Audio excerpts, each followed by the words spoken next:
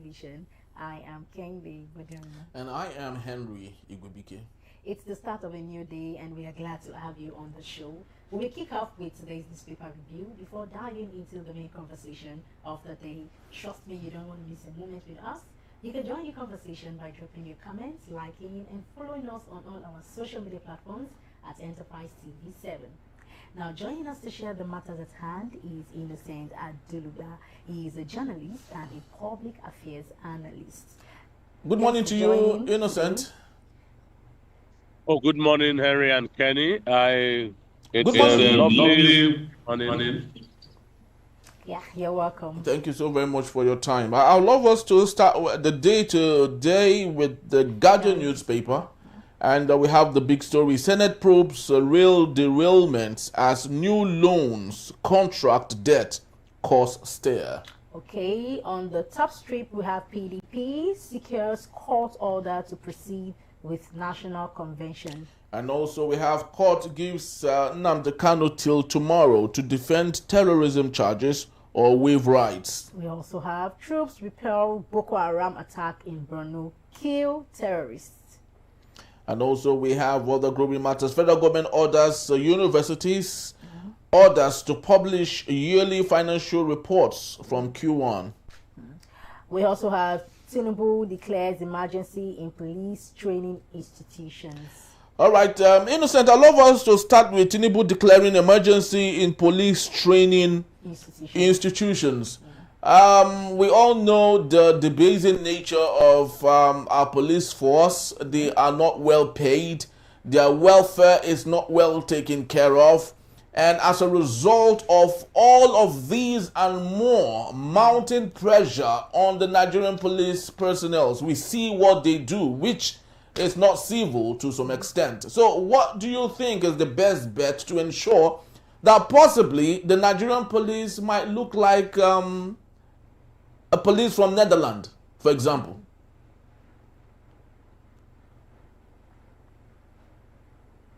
Political miracle, Henry. You see, it begins with the recruitment. If you travel, say, in a country like in the United States, if you want to join the police today, you stand up, walk to the police station, you are attended to train, and within the stipulated period, you get absorbed into the police. And you are to police that your community where you applied to police. You see, but in Nigeria, the policing is taken out of the local government. It's a federal matter. The government seasonally announces recruitment, and then everybody apply by buying and paying money to buy a form. After which, it comes down to who you know before you can get in. So lots of new police recruits, if you go and ask, will tell you it's down to man no man. By the time you get in all of this, if an investigation is to take place, I can assure you that no truth will come out of it. Somebody like me who got in via one godfather will not speak anything that will expose that godfather who has a godfather who has a link up the ancestral chain. So, and again, you find policemen at parties carrying handbags of governors' wives, senators' wives, guarding children of rich people, bankers, and all of them. And so the place where thorough policing is needed, you are sitting in a bus. Two Agberu have just broken the mirror of a bus for not collecting this and that. Policemen standing there and looking the other way. And so we are, I don't know, we are in terrible times, Henry. It's difficult for what to say. So, mentioning Netherlands, Henry, you should have started with Ghana or Togo. Or Benin. Yes, of course, because we have it in Africa, right? The best, most professional police force in Africa, Morocco, Togo, and Benin. Oh, Togo is yes, right? And Nigeria, I do not know where we belong at this point. Yes. No, Henry, you know, when you travel out through Badagry and you are driving in Benin, in Togo, our neighboring country, when you get to their checking point, The policemen sit approximately 10 meters from the road. But you will park and wait for them. You will just park. They will walk up to you unhurried. Bonjour, they will greet you politely, take you on. But here, it's a relief that the policemen are not standing right at the place. You zoom past. So Nigerian police are specialists at being discovered at bad road points. Some people say it is because of police we can never have good roads in Nigeria. So you cannot speed past. When you slow down, the police can now pounce on you. It's a serious matter. Do you see this as a genuine reform effort or just a political gesture? Nigerians hope it is genuine. But it is yet in the history of Nigeria since 1960 to see something that started and ended genuinely. Let's believe President Tinubu on the brink of breaking that record.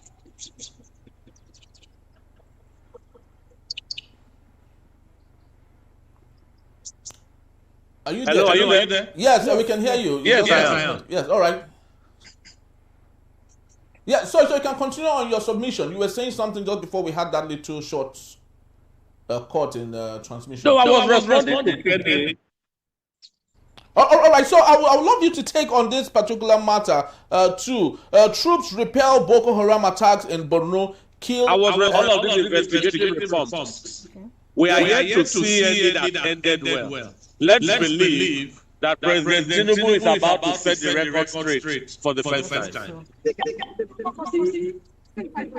All right, that's good. Yeah, and so I would love you to take on this particular matter, that troops repel Boko Haram attacks in Borno, kill terrorists. Do you think we should celebrate this? Because now we know that they killed terrorists. We don't have the information of how many soldiers were killed.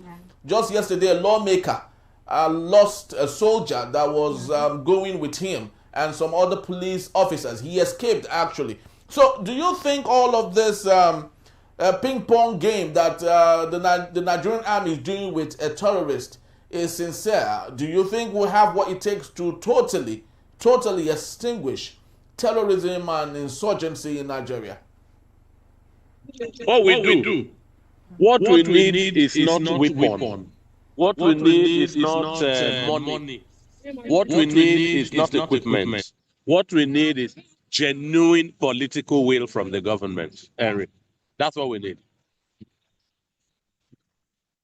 Good. So how do you think, or there is this specific question I really want to ask him. Okay, so as the government effectively address the socio-economic roots of terrorism? I can say strongly that the government has been very busy. The government had committed budgets,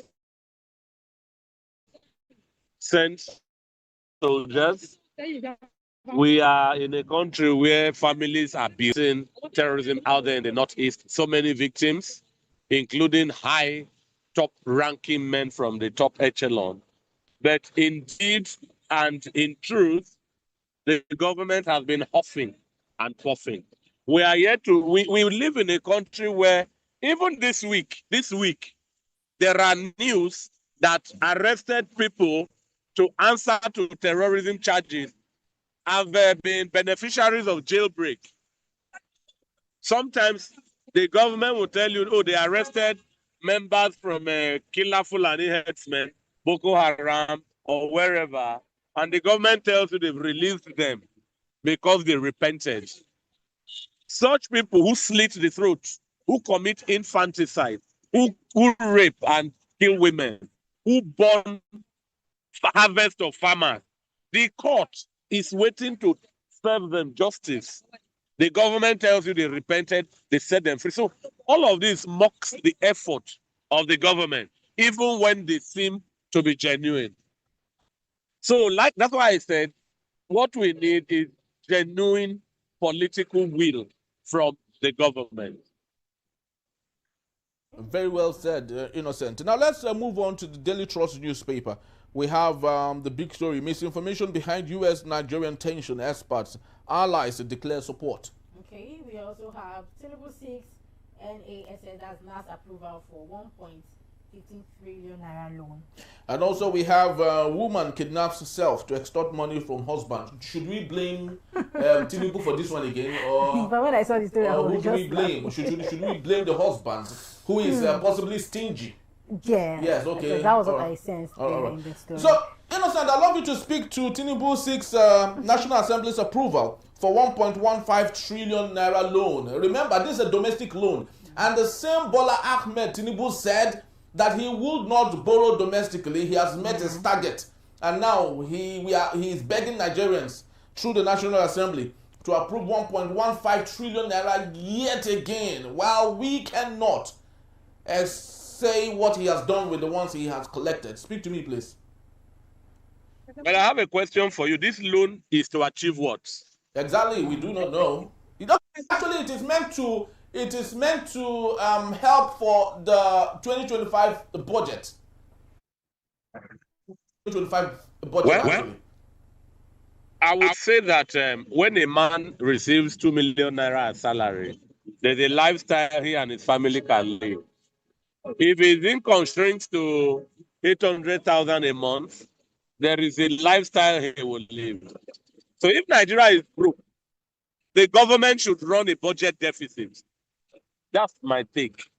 If Nigeria is broke, we don't need loans to run the government, where the loans are not for production. That's why I asked, this loan is for what?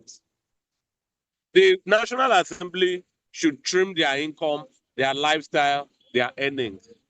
The government should trim their income, their lifestyle, their earnings.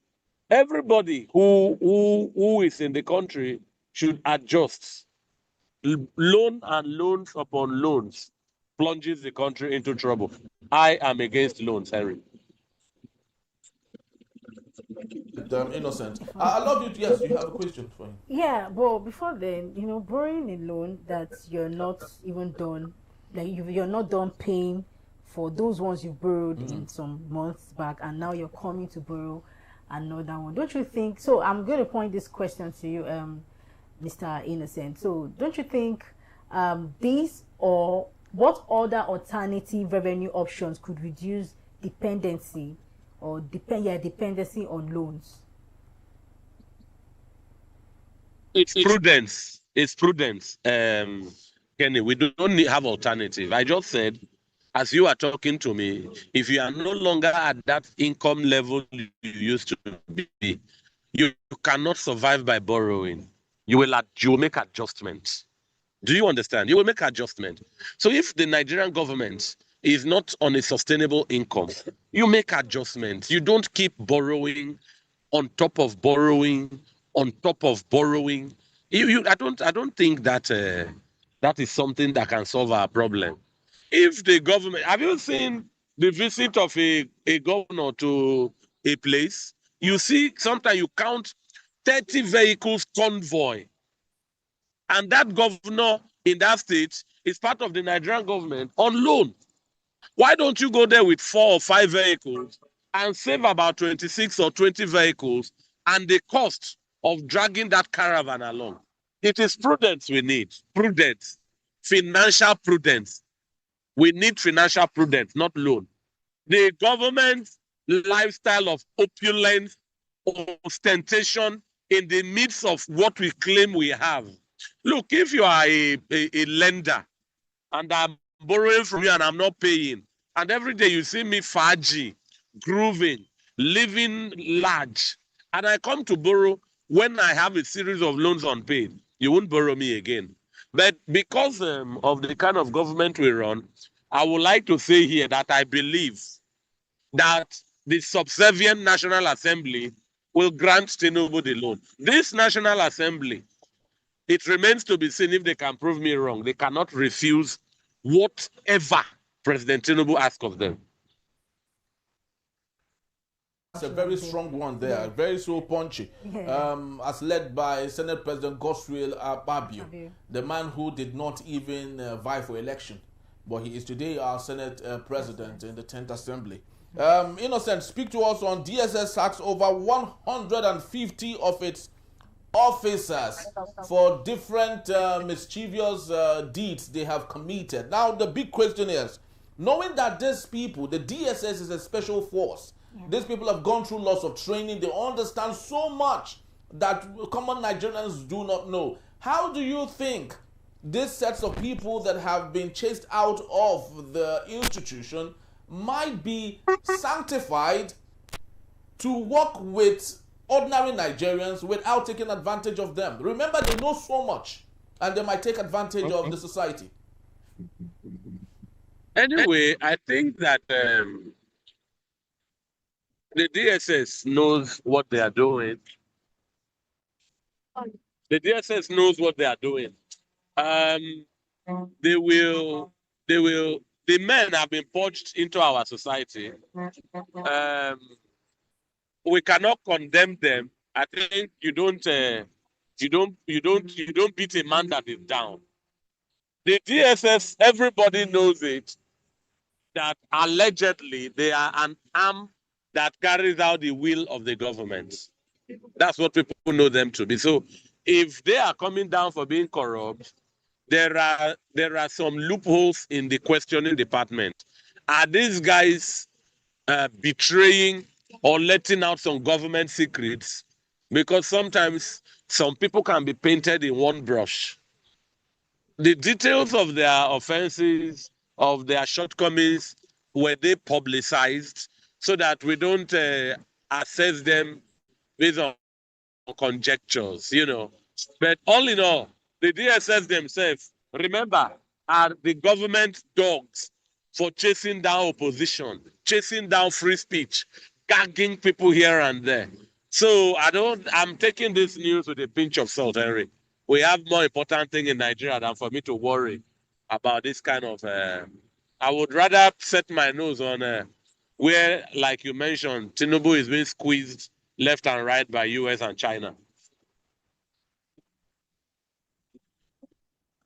This particular segment, let's get to the more serious issues, like you did say, and it made the Punch newspaper for today. 15% tariff, Nigerians to pay 1 trillion naira extra for petrol yearly. And we have a write down to that story. Fuel marketers oppose petrol price increase, or Tedola, the capitalist, the billionaire, backs Tinubu's 15% tariff amid inflation. He further said that this would help us achieve the $1 trillion economy. Innocent, where do we stand as average Nigerians? Remember, we are not billionaires and millionaires. Otedola is a capitalist. He is trying to work to favor his own industry. 15% would do so much for him because that would ensure that his companies here will take advantage. So speak to me. Welfarism over economic growth, which is the most important here? Anyway, if you look at the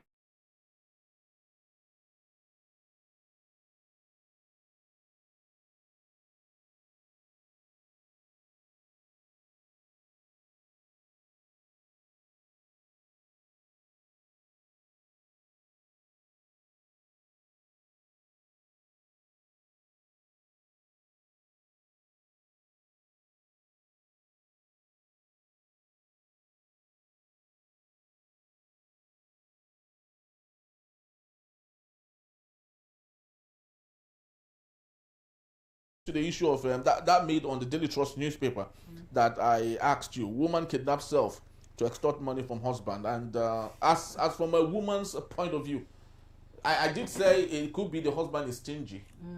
The husband has so much money. Because you support that? Okay, you support that women should. No, I don't. Sorry, I don't should support kidnap that. themselves No, and extort money from their husband. When I saw the story, Yes. I could sense that the husband, is that his husband was stingy or is stingy. Okay. He slash was. He's stingy. Or probably maybe there is something she wants from him, but he's not just providing, he's not just available. And So that is a good reason no, it's not to a kidnap good yourself. reason. No, it's not a good reason Yes. to kidnap yourself. Okay. But for the fact that, okay, let me even show this man Pepe, like let me put him on that hot seat. Yes. But I don't support the But fact that's that wickedness. no, sorry, please, Henry, I'm trying to, climb my just. No, just it's hold on. wickedness. No, it's no, I'm not. No, wait, just hold Yes. on. I'm not supporting the fact that she kidnapped herself. I'm Okay. supporting.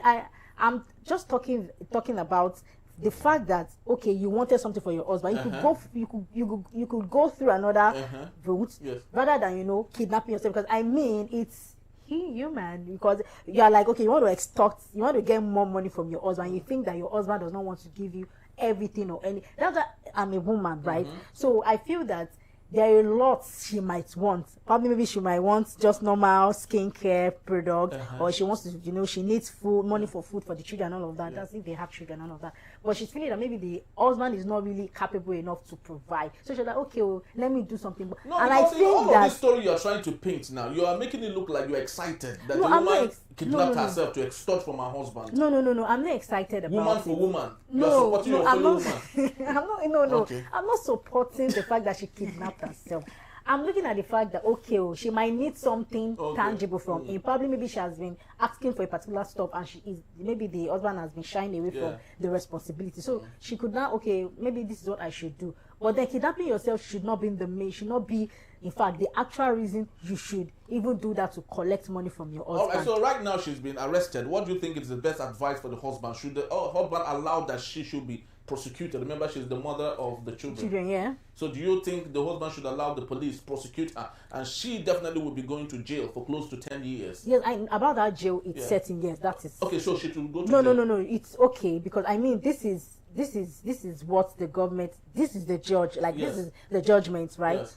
So for our husband, I feel the husband should, you know, the husband and wife, so he should. So they should settle. No, not really settle, but at least they should punish her, but at least the punishment should not be that long, right? And I think they should call the both of them to, and they should ask the reason. Well, there's no asking, because of it's a criminal offense for you to kidnap anyone, and even yourself, because you don't own yourself. The government owns every single one of us. So if you kidnap yourself, you've committed a big crime, and you should serve for it. And this, I guess, should be a welcome and a clarion call for women, you know, no matter how difficult it is, you know, going in a negative way to achieve that by wanting to get, on the side of your husband, and maybe making him feel a little bit, I don't think it's the best bet, actually. Well, that's all we have for this particular segment. I'd love to believe Innocent will be around to take us on our main conversation when we return. China rejects Trump's military threat on Nigeria. In a bit, the Steel Enterprise morning. Don't go anywhere. We'll be right back.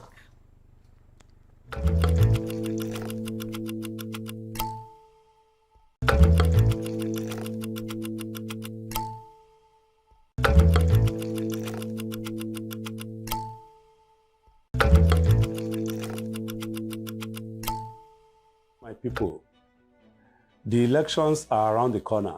Before you know it, it will be 2027. But before then, for you to partake in the election, you must have your voter's card. And for you to have your voter's card, you must register. INEC has rolled out the drums. We call this program Continuous Voters Registration. And it is for you to register. This is to do that if you want to vote. And it's important that you take part in the process of voting. Just go there, give them your name and your address. That's all. And of course, they will capture you, take your picture, and that's all. You are done. Within 5 minutes, you are done. And after that, when the time comes, they call it claims and objection time. That's when you look at it. They will paste all the results, or the names of those that have registered all over the places. You will go to the place you register, check your name that is well spelled, and the information you've given them correct. And that's all. After some time again, they will tell you that your voter's card is ready. You go and pick it. That is all. Be a good Nigerian citizen. Partake in the process, because it's a duty imposed on you by Section 23 of the 1999 Constitution as a good citizen.